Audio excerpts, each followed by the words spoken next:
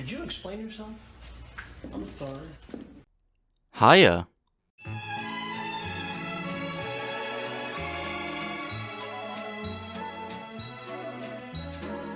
Yo, what's up guys? Welcome back to the channel. And today's another fun day. I'm back on my bullshit. You already know what this is. You know what we're about to do. We're about to roast this man right here. The man, the myth, and the legend, Taz Taylor. Now for those of you who don't know who Taz Taylor is, I just have like a question for you. Who are you?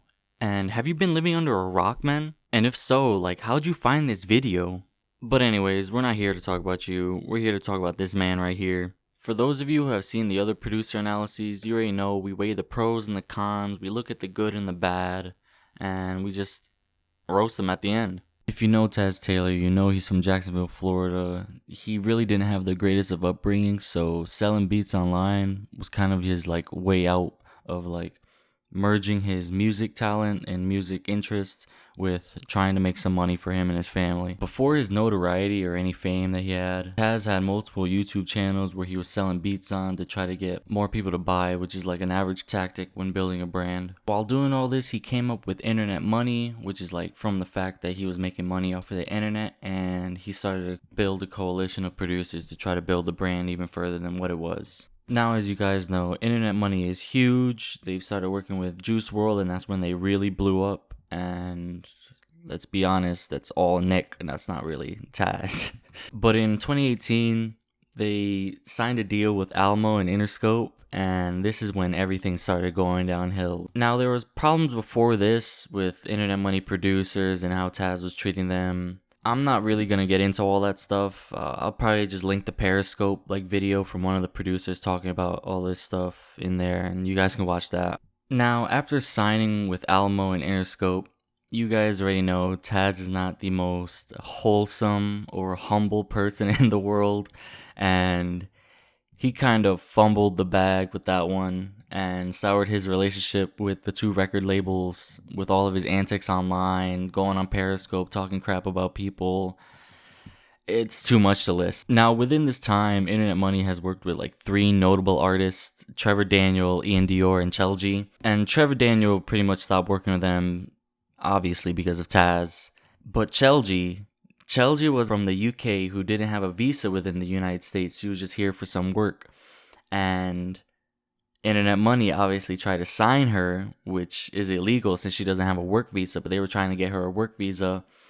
And I don't know what's up with the Internet Money lawyers or something, but they tried to pull one on her fast. Now, talk about pulling one fast on her. Taz was he was fiending for them cheeks, bro. This man was sending her messages like, "Ayo, let's smash," or something like that. I don't fucking remember. And he went through her phone and was like looking at her nude. Bro, that's fucking creepy, bro. Who the hell takes an like? All right, he's the CEO. He's her boss. He takes her phone and then tries to check out her nudes, bro. That's freaking creepy. But you start to understand this behavior when you watch the Internet Money vlogs. And something I've noticed is that in every single one of these vlogs, there's no bad bitches in sight. And let me say, if I was a CEO of Internet Money instead of Taz, I'd be having bad bitches at the house all day long, every day. But Ty, my boy, what's your time? Have you met Papa or something tonight? Yes, Papa. Yes, Papa. I made 15 songs, Papa. But his creepy ass, he probably smells like how everyone says Fat Nick smells like. Probably drives all the bitches away and they don't want to be anywhere near the dudes there. Now, with the way I see it, Taz is the problem with Internet Money. And I say this because Nick Mira and Side Piece are really carrying like most of what they're doing over there. They're making most of the beats. They're getting the biggest placements, everything. Nick Mira worked with Juice WRLD. And while I was watching one of their Insta lives, I started to see Nick Mira making a beat. You know, this was like last week or so, or a couple weeks ago. And Nick Mira's making the beats. And this man Taz is just standing in the corner recording him like, "Oh yeah, that sounds hot." Like, just add a perk here, like one perk, man. And if you guys know, you know that Taz is literally getting like a percentage of all these people's like publishing and writing and everything. And it's understandable that he's the CEO. He should get part of the publishing, everything. You know how record labels work, and every CEO gets part of it. But when it comes to Taz, I feel like it's a whole different story because he's really like tanking the brand name. He's like, while Nick is carrying and Side Piece is carrying, Taz is just undermining all of that by starting beefs with people, going on Twitter rants. And while having a CEO that acts like a child and takes part of the money, you would think someone would say, hey, we should probably get a new CEO, someone who's more business savvy, someone who wants to actually build the brand better.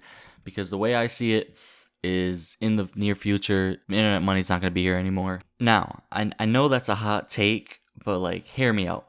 You have a CEO who's undermining your entire brand, starting beefs where people do not want to work with you anymore. They're probably just going to use you.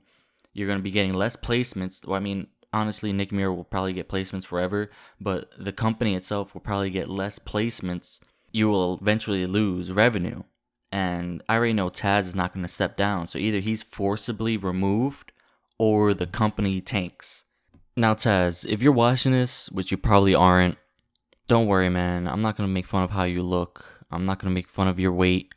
I'm not going to make fun of how much you wear that hat and never take it off. Or how you never take off that sweater. Or how you probably wear that fucking sweater in the pool. Yeah, man, it would be real messed up for me to say, like, how you can get exhausted by walking down your driveway just to grab the trash cans. Or that your socks are yellow and crusty from all those lonely nights. Or the fact that you got rid of the greatest producer of all time, Sharp. I'm wholesome, and I would never take cheap shots like that on a person, man. Just stop touching little girls, bro, and stop trying to look at their nudes. Alright, boys, if you liked the video, subscribe, comment which producer you want to see next, and I'll see you guys in the next one. Peace.